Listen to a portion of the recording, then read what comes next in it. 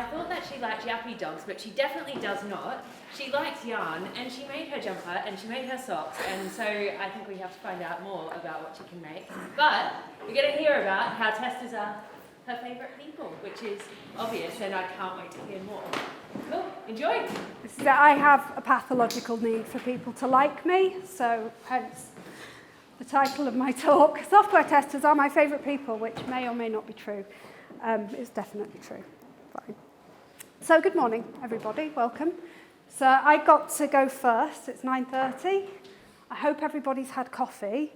I was very sad that by the time I got downstairs to get coffee, they'd run out of mugs, so I have no coffee.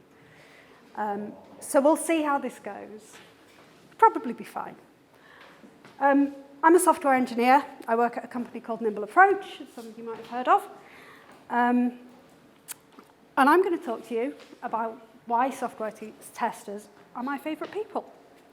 So, when I was first considering tech as a career path, I looked at testing, and quite frankly, the very idea of it bored me rigid. I couldn't understand why on earth anybody would want to do that for a living. And more to the point, why do we need people whose whole job it is just to look at things in minute, excruciating detail and point out all the flaws? I mean, surely we can just tell if something works or if it doesn't work, right? Why do we need testers? And I just thought it would be the most boring thing on earth. And it definitely was not the job for me. And more beyond that, I couldn't imagine that I would like the sort of people who enjoyed doing that for a living. So you're all shooting daggers at me right now, which is fine. I'm hopefully going to redeem myself. But before I do, I'm going to make sure that you all know exactly how much of an arsehole I actually am. So hold on. So I work for a consultancy. I've worked for consultancies for about 4 years now, which means that I move around a lot. I work on lots of different projects. I work on lots of different teams. I work with lots of different tech. And I realised that I've not been moving these on. Here we go. And what I've had to learn how to do is how to get up to speed on something new really, really quickly, right? Our clients pay us to be experts, and anyone who's ever worked in consultancy will know that you spend an awful lot of time really not feeling like an expert at all. And what I've learned is that the people to go to when I join a new team are the testers, because they know the system better than anybody else. They know how it all hangs together. They know where the flaws are. They know where the bodies are buried, right? They're your go-to. They're your people.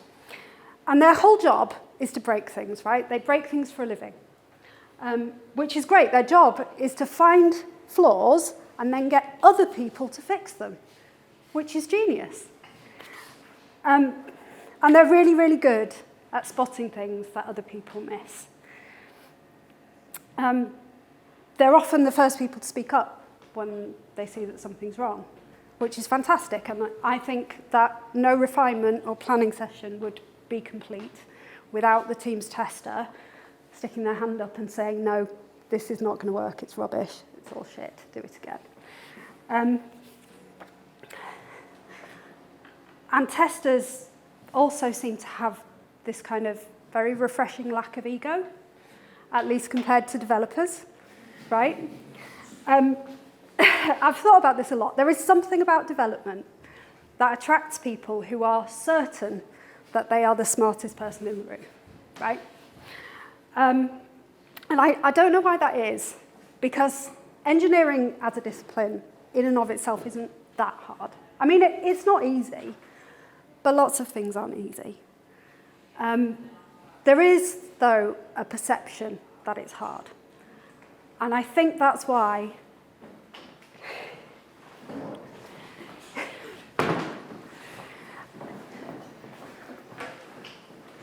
I'll get you later, Lee. I'll get you later. because people perceive that it's hard, I think that's why it attracts the kind of people who think that they are extra specially clever. And I do include myself in that. Absolutely. I told you I was an arsehole. Consequently, we think we're really clever. And consequently, the thing that most of us are most scared of is looking stupid, right? And we really, really, really do not like having our mistakes pointed out to us, which is what you lot do. But over my time in the industry, I have come to value test as a practice and also the people who do it more and more. I wouldn't want to work on a team that didn't have a strong test presence, partly because we need to make sure that our systems are well tested, but also because testers as a group kind of bring something. They bring a sort of personality that other people don't have, and I really value that. So I'm going to rewind a bit to explain a bit more about what I mean about testers and what they bring. So I haven't always been an engineer. In fact, I haven't been an engineer for all that long. I'm actually an escapee from academia. I spent quite a lot of years doing research and teaching in a field that bears absolutely no relationship to what I do now. So that was not a waste of time. I was okay at research. I was all right at it. I was terrible at applying for funding. Getting the right buzzwords in the right order is just like not a skill that I possess. And I'm all right with that. The one thing that I was really good at, though, was teaching. So I ended up devoting a lot of my attention to teaching and the practice of teaching. I worked for most of that time in a very large department. We had a huge undergraduate cohort, and that meant that our undergraduate core modules could be very large. We would have like 200 or 300 students on a module. And we would do a lecture for them every week, and then we would split them out into groups of about 10 to do seminars, which meant that, as a teacher in the department, I would be teaching the same seminar over and over and over again over the course of a week or a fortnight, which was very boring and quite frustrating. But it also was a fantastic opportunity to learn about group dynamics, which is what I did. And along with a colleague, I came up with a theory. And this is a theory that will never be published, and you'll see why in a minute, and proves how much of an arsehole I was. I'm just about to make myself look really bad, sorry. Because we called our theory the dumbass, smartass, balance theory of classroom management. I'm sorry. I'm sorry. It's actually not the worst thing we did. So this same colleague, and I had a shared Google Doc called, it was something like, things I want to write in my students' essay feedback but can't because the university will fire me. Anyway, so basically, the idea of the dumbass smartass theory is you have 3 groups of students, broadly, right? You've got the smartasses, right? They're a small group. They're the ones everybody wants. They're like keen and motivated, and they ask loads of questions, and they always do the reading, and they turn up prepared. And they are exactly the people, what the people who work in academia were as undergraduates, right? So that was me as an undergraduate, right? And I was teaching them, loved them. They're brilliant. And then you've got the dumbasses, also a relatively small group. They're quite disengaged. They're often hungover, or seem to be hungover. They show up not having done any prep, and it's really hard to get them to participate. And then you've got this group, everyone else in the middle, and they're actually the biggest group. They're the majority. And they're somewhere in between. They're interested. They like the subject, right? It's not the most important thing in their lives, but they like it. And given the right circumstances, the right environment, they will participate really well. And what we observed is that the key to a good class was balance. So, you have too many dumbasses in the class. These are a nightmare. These are the ones that all teachers dread because they're like pulling teeth. You know, you ask a question, you give them an exercise, and you're met with just like a sea of blank faces and absolute silence. And it's awful. It's like your worst nightmare. I was not good at handling these. These were the ones that I would send away whole classes to the library with the instruction to go and read and come back when you're ready to talk about it. I didn't do this well. You'd think that the opposite would be brilliant, right? Loads of smartasses in the room, that's going to be great. Except it wasn't. Because everybody wants to talk, everybody's got an opinion, everybody knows that they're right, everybody knows they're the cleverest person in the room. And if you're not really, really careful, they just descend into chaos. Everyone goes off at tangents. And worse than that, that big group in the middle, the quieter students, the ones who are kind of interested but need motivation, they get lost and they disengage. So this is not good. What you need is balance. The smartasses provide the motivation. They keep things ticking along. The dumbasses make sure that you as a teacher explain things really, really clearly and that you present your subject in a way that's fun and engaging. And the winners are everybody else, right? The people in the middle. So balance is the key. Balance is what you need. And I think the same is true for software teams. Here's a nice team. We need balance. So what does that look like? Okay, so let's talk about people on software teams. I'm guessing a few of you might have seen this. I nicked this and the following slides from a website. I did not make them up. This is stolen, just so you know. I can provide you with the link. So this is called How to Deal with Difficult People on Software Projects, and it's a whole bunch of outlines of personality types that you might find in the industry. And it's funny, right? It is. It's meant to be a joke. It is a joke. It's clearly a joke.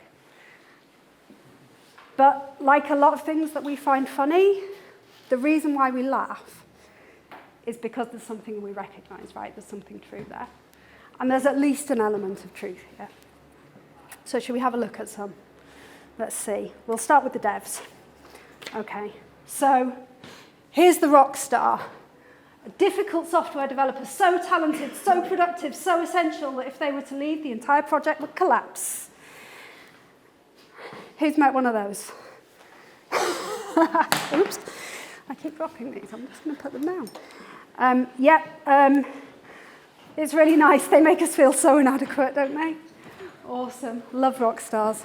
How about this one then? The bull in the china shop. So focused on getting the work done, they completely forego any notion of quality. This is the person who gets bored in refinements, who just wants to be out writing code. This is the person who thinks that testing is boring and dull and pointless. This is the person who just YOLOs it into main.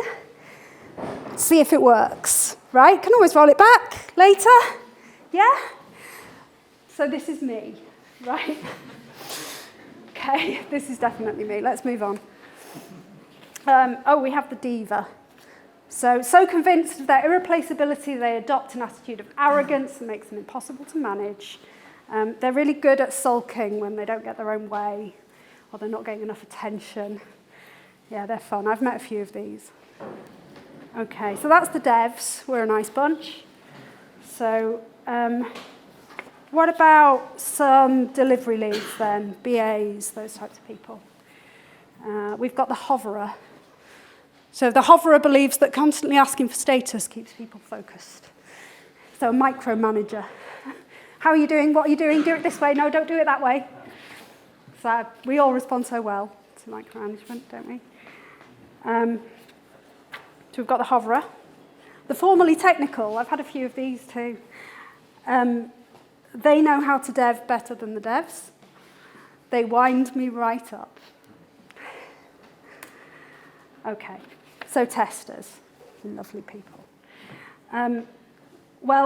First we've got the fire hose. They flood the developers with so many bug reports so quickly that they're overwhelmed. It feels like this.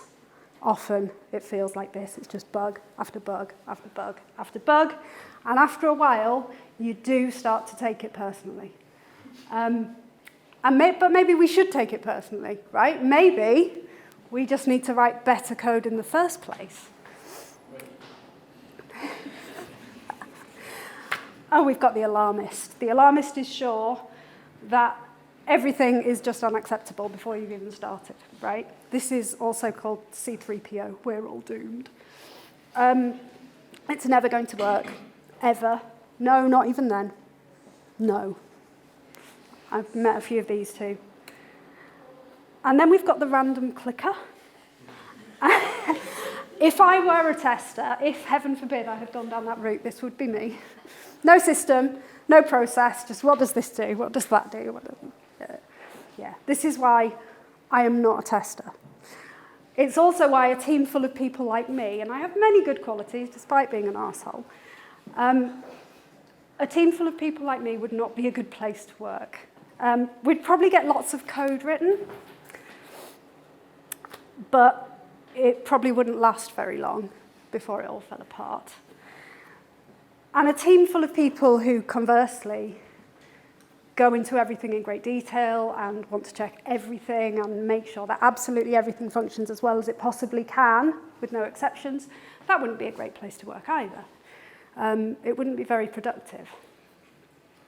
We need a balance, always.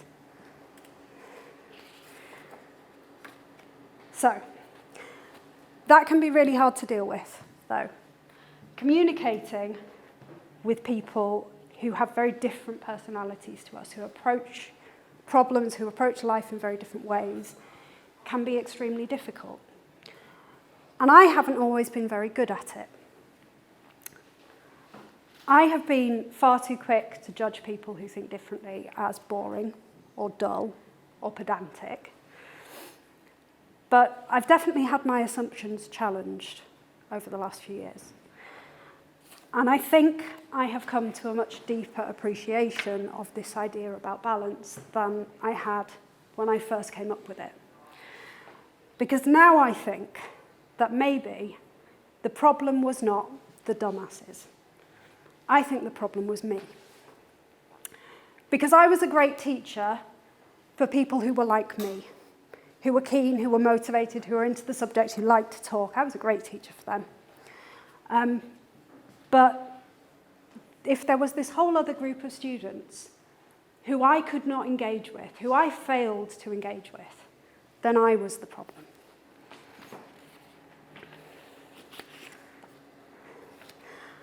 I hope that I have grown since then. I definitely value difference a lot more than I used to. I definitely believe it is worth spending the time to listen and to understand people who come from a different place, because I am aware of how much I have to learn and how much I have to gain from that. I know that I am not the smartest person in the room, in any room. But then none of us are, really.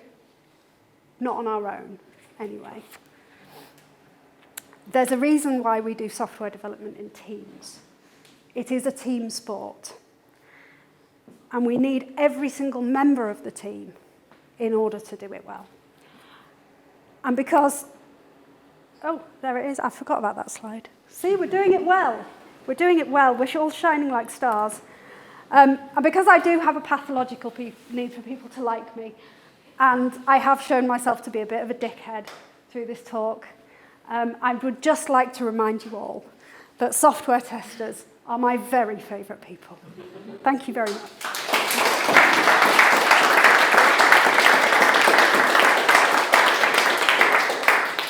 Lindsay, thank you so much. That was amazing. I haven't seen those archetypes before. Have you not? No, I'm going to have a look at them.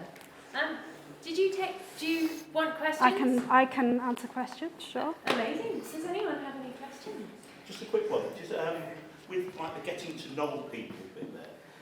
Obviously, obviously from a consultancy point of view, because you're only at a consultancy for a short period, it does make it very difficult, and it's a skill you have to learn pretty quickly as to where do I get this information quite quickly. But from longer term engagement, because you're now probably no longer in an office with people, Yeah.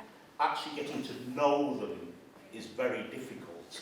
Because It's much you don't harder. get those little signals. It's much harder. It's much a signal. It's something that I've probably struggled with from trying to be a line manager or a supervisor now as a trainer, to try and find how people are really getting on when you're not in the same office with them.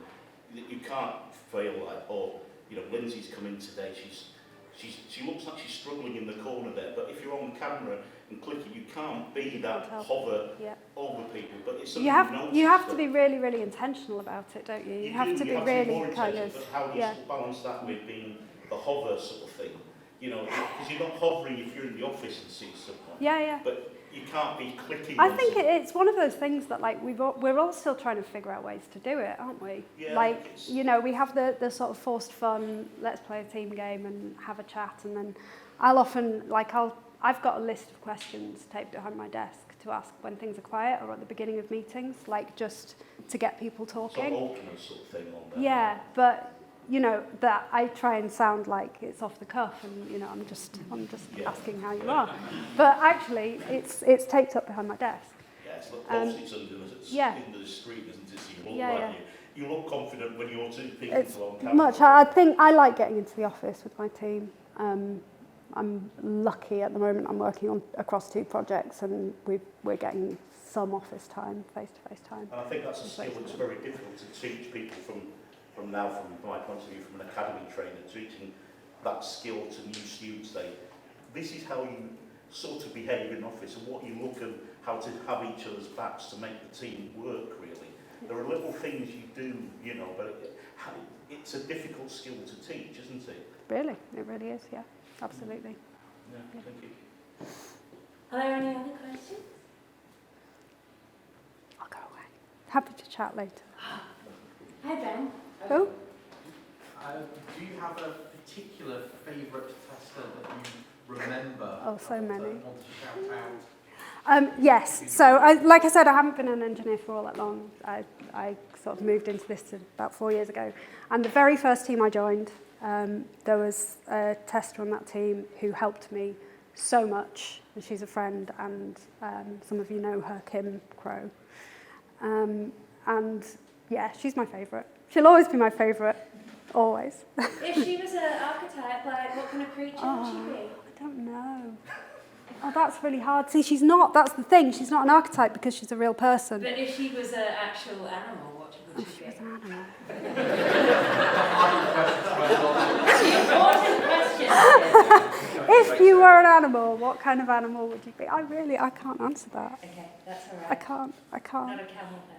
Not a camel. No, maybe some kind of dolphin. I don't know. No, she can't. Some of you know her. I can't say this out loud. Does anyone have any better questions than that one that are answerable? Okay. Well, thank you so much. Thank you.